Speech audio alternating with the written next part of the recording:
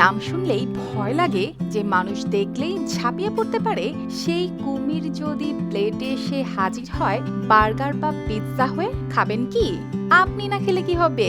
Puerto Princesa শহরের এক ছোট্ট ক্যাফের সবাই এটা খুব মজা করে খায়। ভয়কে গিলে ফেলে মানুষ এখন কুমিরের মাংস খেতে এখানেই লাইনে দাঁড়াচ্ছে।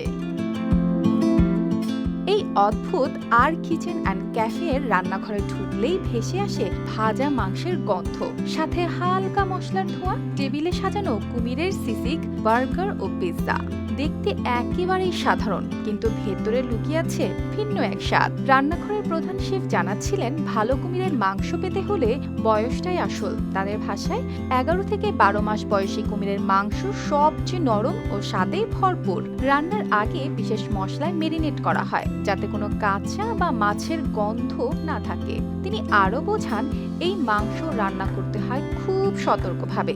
10 থেকে 15 মিনিটের বেশি সময় দিলে মাংস শক্ত হয়ে যায়, রাবারের মতো টেক্সচার তৈরি হয়। তাই প্রতিটি ডিশ তৈরির সময় যেন ধরে রাখতে হয় একটা নিখুঁত ব্যালেন্স।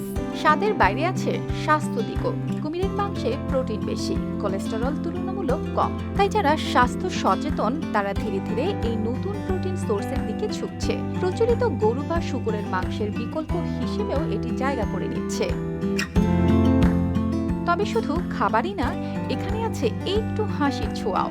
স্থানীয় একজন বানর পাপেট নিয়ে অতিথিদের সাথে মজা করেন। কথার ফাঁকে তিনি ইঙ্গিত করেন দেশের অন্য কুমিরদের, যাদের স্থানীয়ভাবে বুয়া বলা হয়, অর্থাৎ দুর্নীতিবাজ রাজনীতিবিদদের। তার ভাষায়, যদি সেই বড় কুমিরদের আটকানো যেত তাহলে দেশ আরও সমৃদ্ধ হতো। অর্পিতা জাহান, RTV।